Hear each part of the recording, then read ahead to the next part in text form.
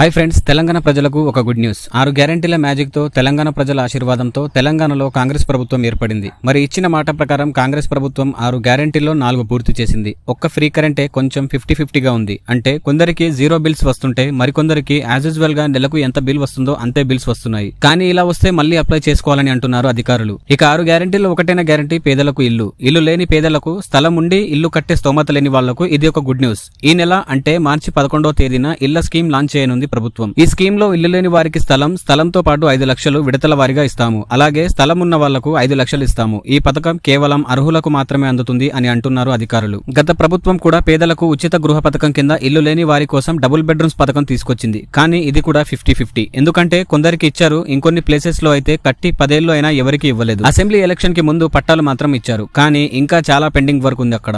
Like drainage line, current పనులు and 10 ఏళ్ల నుండి పాడుబడి ఉండడం వల్ల అక్కడ చెట్లతో పాటు చెత్త చెదారం అంతా పెరిగిపోయింది. పట్టాలు పంచినా ఇంకా దాని మీద ఎలాంటి చర్య తీసుకోవట్లేదు అధికారులు. ముఖ్యంగా ఈ డబుల్ బెడ్రూమ్స్ చాలా వరకు ఇల్లున్న వాళ్ళకే వచ్చాయి. అంటే ఏ మాత్రం అర్హత లేని వాళ్లకు వచ్చాయి. మరి కాంగ్రెస్ ప్రభుత్వం పేదల కోసం తీసుకొచ్చిన ఈ ఉచిత గృహ పథకమైన పేదలకు సకాలంలో అందుతుందా లేదా తెలంగాణ పేద ప్రజల మనోభావాలతో ఆడుకుంటుందా అనేది చూడాలి. ఎందుకంటే సొంత ఇల్లంటే ప్రతి పేదవాడి కల. ఆకాశంలో చందమామని చూపించినట్టు అదిగో ఇస్తాం ఇదిగో ఇస్తామంటున్నారు, కానీ ఇవ్వడం లేదు. కాబట్టి గౌరవనీయులైన తెలంగాణ ముఖ్యమంత్రి రేవంత్ రెడ్డి గారిని కోరేది ఏమనగా, చాలా లోతుగా సర్వే చేసి అర్హులైన పేదలకు మాత్రమే ఈ పథకం అందించాలని పబ్లిక్ పల్స్ ఛానల్ ద్వారా కోరుతున్నాం.